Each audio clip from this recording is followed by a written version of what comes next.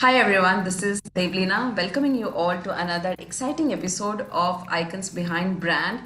And this time we have Mr. Manas Mohan with us. Mr. Manas Mohan is the founder of Shramy Learning Technologies, which is India's top learner focused educational consultancy for working professionals. He's currently sorry, he currently works as a chief digital and data officer at Laqshya Media Group, and in his career, he has been associated with top firms like Web Dunia, Amar Chitra Katha, National Geographic, and Open Media.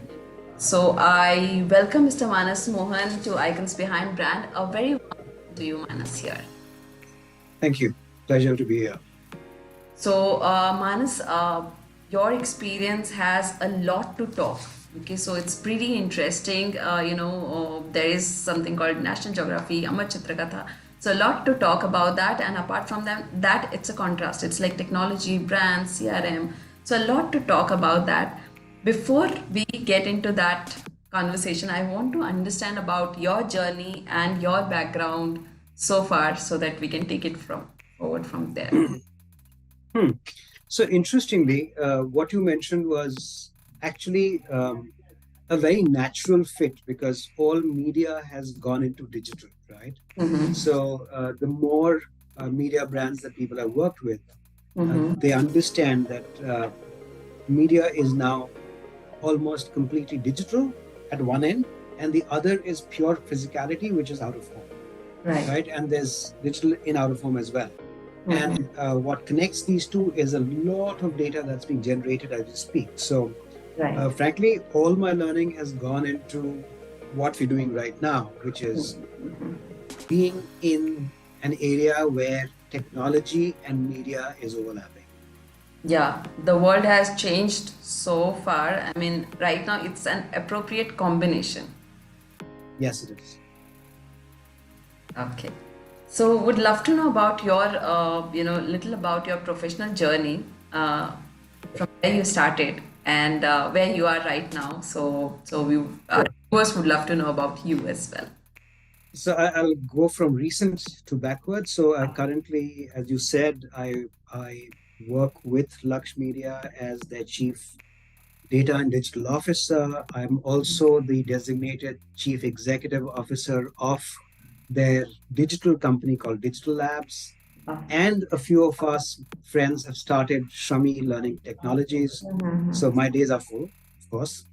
Uh, while at Lux, and time has really flown by, I have been closely involved with the development of one of the world's most advanced out-of-home audience metrics platforms called Sharp, where we put in a lot of data, we put in a lot of the understanding of media and audience metrics to create a very advanced platform that stands up with the best there is.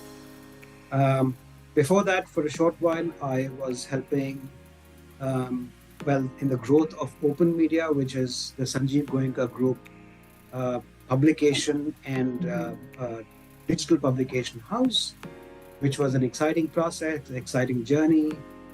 Very, the word which I love using is a very nerdy product.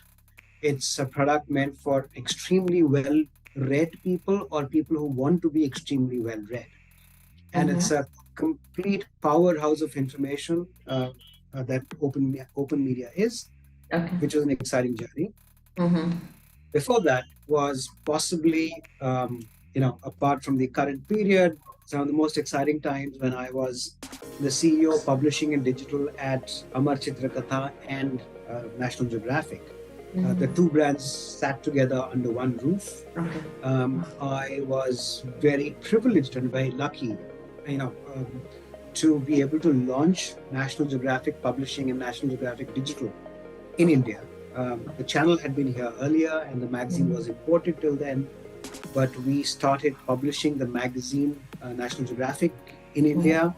We set up National Geographic Traveler in India, and we set up their digital platforms in India. That was one side.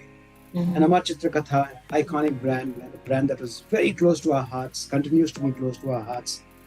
At most times in my house, you will still see me reading an Amar Chitra Katha. wonderful product, of course, and it stood the test of time.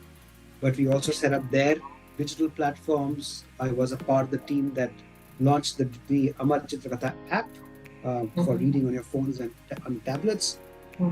We set up the e-commerce platforms for Amar Chitra Katha, and that was very, very exciting and very interesting. Before that, I was with another nerdy brand, as we keep calling it, Reader's Digest. I was the team that set up the Reader's Digest catalog business in India, which is some of the best books published across the world being brought to people in India. And then, of course, at one time I was overseeing some part of the magazine business as well. But wonderful experience. The training that I received there, the learning that I got there in terms of data analytics and how to look at data to drive a direct to customer business was immense.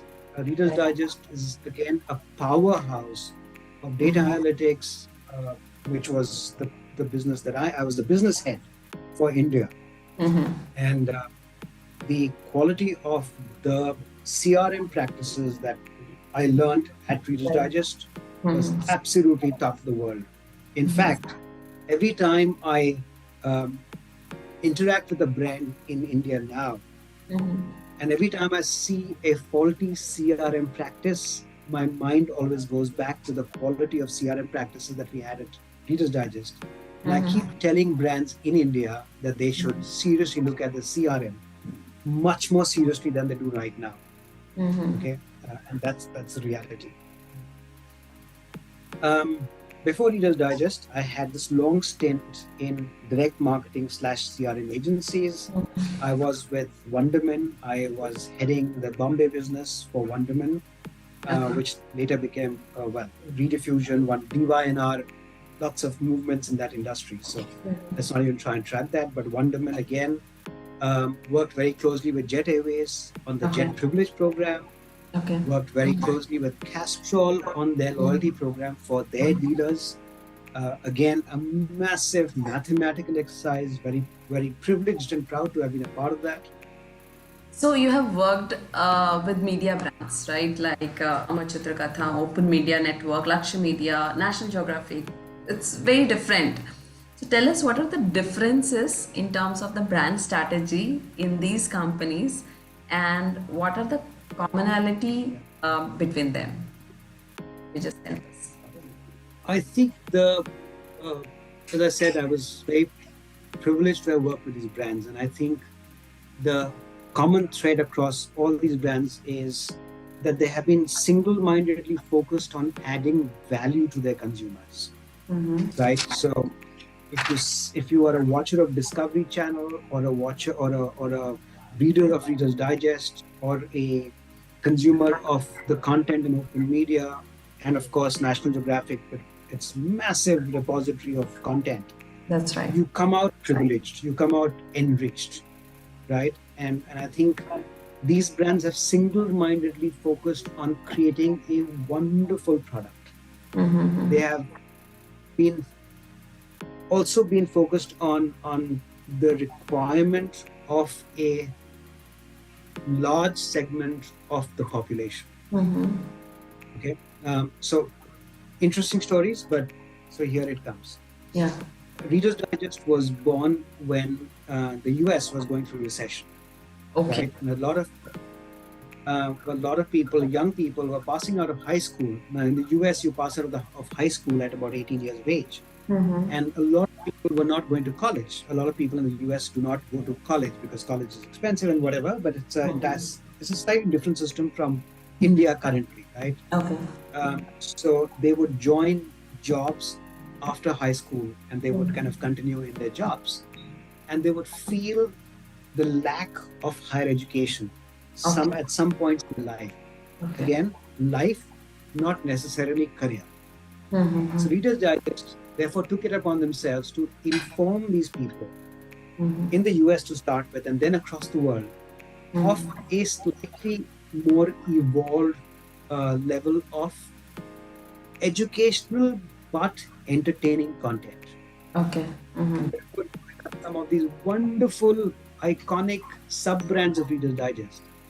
For example, uh, word power, Okay.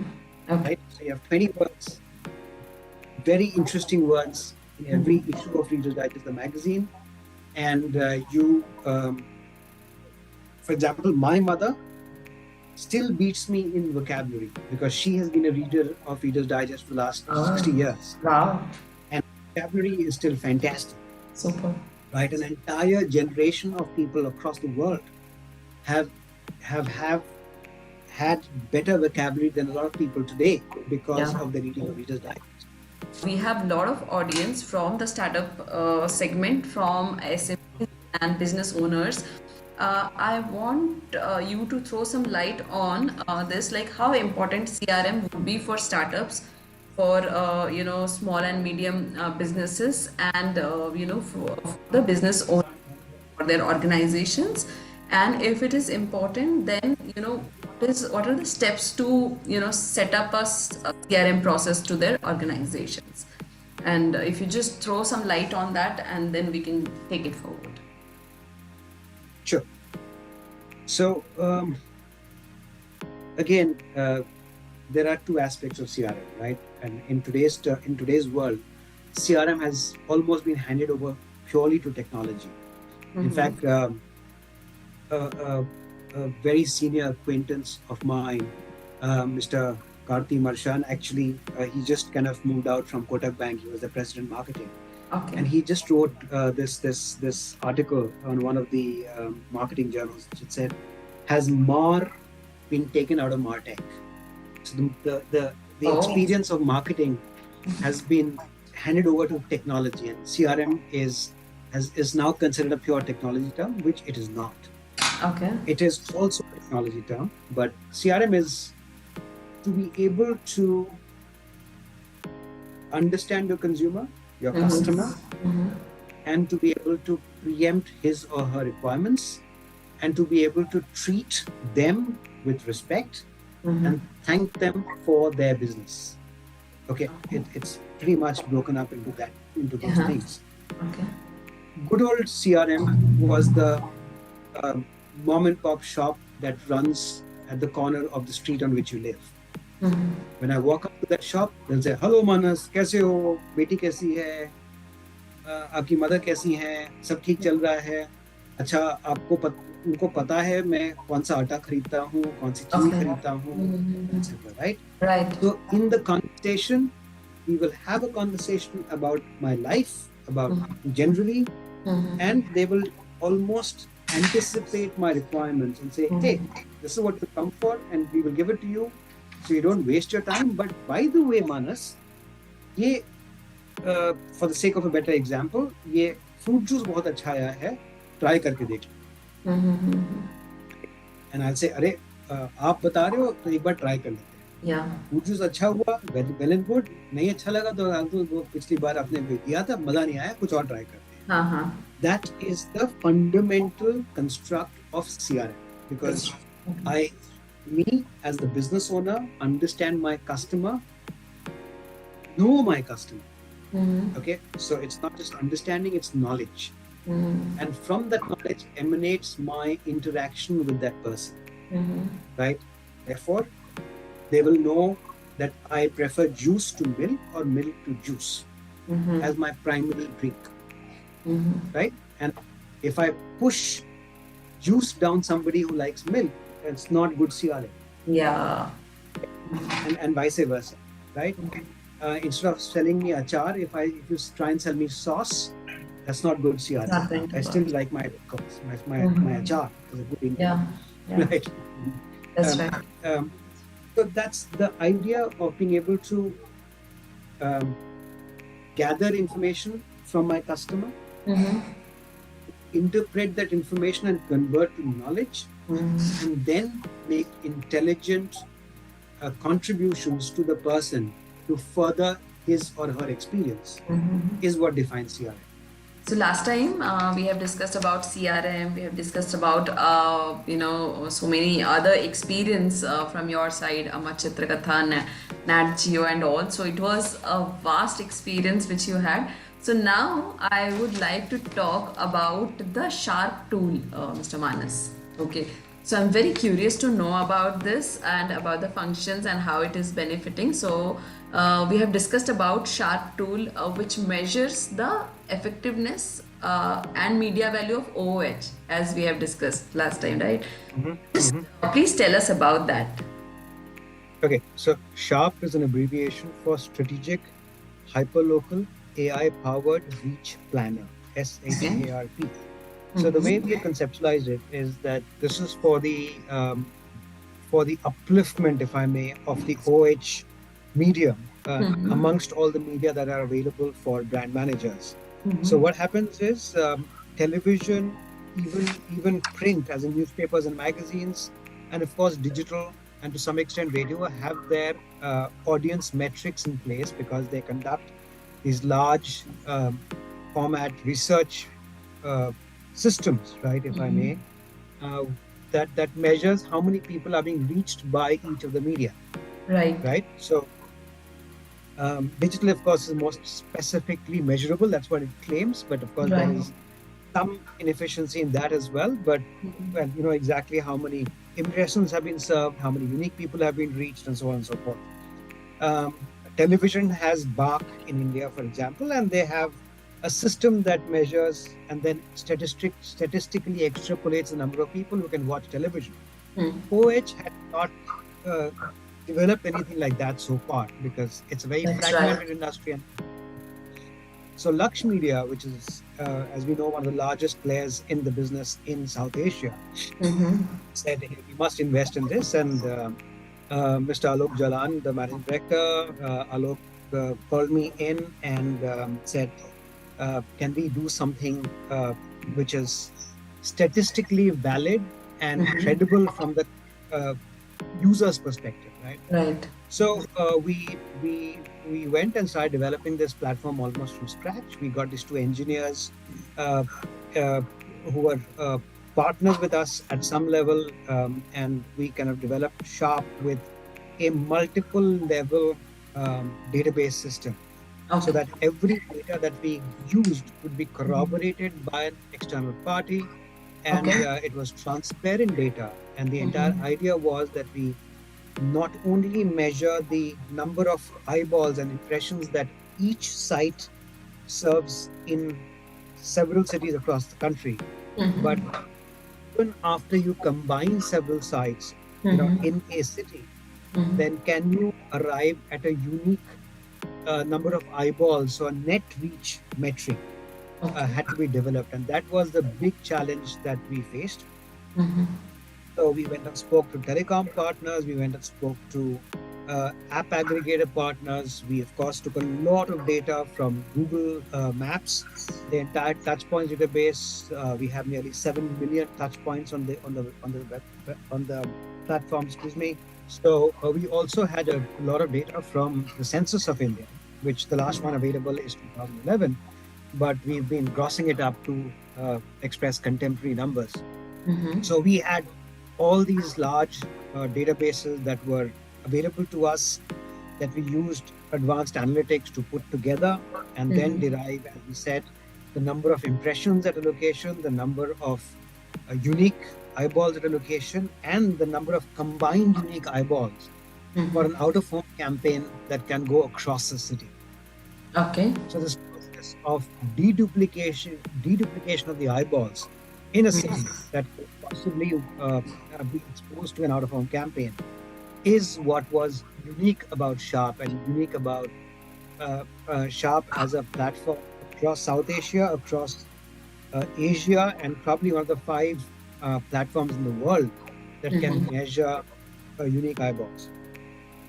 Also important to remember is one of the few, it's probably in fact the only platform in this region that has India specific data, right? So Okay. while other platforms claim to have net plan reach for OH campaigns across other parts of the world, this is a very geographically sensitive data.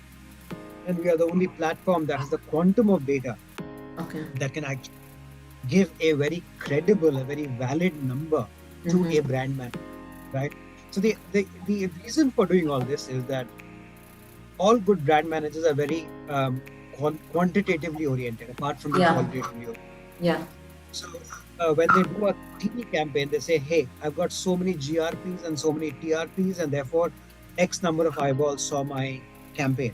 Yeah. When they do a digital campaign, they say, "Hey, I've served so many impressions, I've got so many unique eyeballs, I've got so many click-throughs, and so on and so forth." Right. Indeed, out of home, this data is not available. So That's true. we have been able to put a platform together, which therefore makes it easier for a brand manager to put a larger quantity of money onto out of home as a medium. Because everybody understands that out of home is a high impact medium, right? That's true. There are large billboards across the border, there are multiple signposts across the board, and it creates a massive impact. Yeah. It's only because Yeah. of lack of measurability that this medium has not grown to take its rightful place in the media mix of a brand. Awesome, Mr. Manas. And with this, now we are shifting gears to the rapid fire round. So it's very simple. Few questions. The answers are limited. It's either one word or as minimum as possible. And this is going to help the viewers and listeners to understand you as a person a little more. Okay. So yeah, if you want, you can choose. If you want, you can pass the question as well. Fair enough. Fair enough. So shall we start? Yes, please. Okay. So, what has been your favorite age so far? Age. All my ages, absolutely. I will never want to reinvent any part of my life so far. You're just enjoying every moment of your life. Lots of learnings. Every point has not been absolutely the peak of happiness. There have been lots of troughs, but I will not reinvent any part of my life. Super. What is your favorite work memory? Okay, that's a very difficult question, but I think the earliest memories, are the ones that live the most in life. I remember I was a young management trainee, and suddenly I realized in that there was a lot of data work that had to be done, and I spent a couple of nights doing data entry so that the work could be completed, and that gave me a lot of learning. It was the first time I spent overnight in office, in working on a beloved computer and inputting data, and I think that gave me a lot of insights into what life held for me in the future. Wow, super. What has changed the most since you have started working here right now in Laqshya? I think a respect for data in the company. They were trying to be data centric, but with the advent of a lot of initiatives across the board by the senior management, from my perspective at least, there has been a lot of concentration on data and technology. And I would also like to say that there's a lot of concentration on creativity, which was the other big leg in out-of-home advertising, which needs to be looked after. So data and technology on one side and creativity on the other, and that's the big ones. Super. What advice would you give to an employee on their day one, on their first day of job? Be proud of what you're doing. That's right. Nice. If you could not work in this industry, what profession would you pursue? Pedagogy. I continue to teach in colleges, and I will continue to teach in colleges. Oh. When are you most productive? I used to say that I'm most productive between 11 p.m. and 5 a.m. So all my early presentations were written around that time.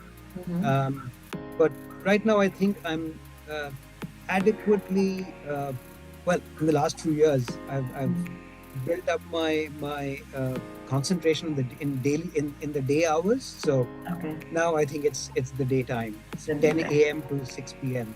Yes. Super. What advice would you give to your younger self?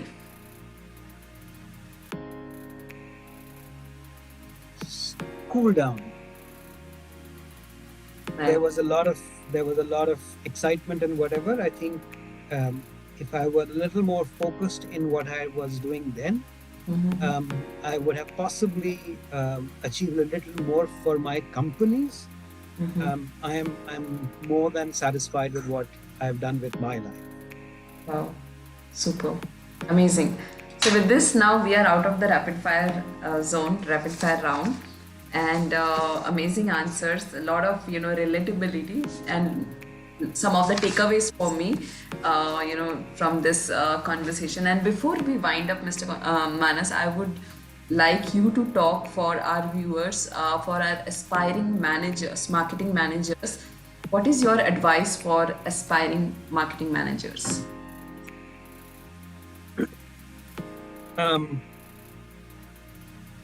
The one thing that we haven't, I think, spoken about as much as in terms of the importance is how well do you understand your consumers, your prospective customers and your consumers. How much under their skin are you? Because that is the final frontier to make a successful sale. So as a marketer, you have to understand what does the market think of you. I have seen several brands not taking their positioning seriously. I've seen several brands not understanding the persona of their customers adequately seriously. And I think that is something that marketing managers must always remember, right? So if, for example, if you are in FMCG, which is possibly the most difficult business to be in, if you ask me, my personal experience,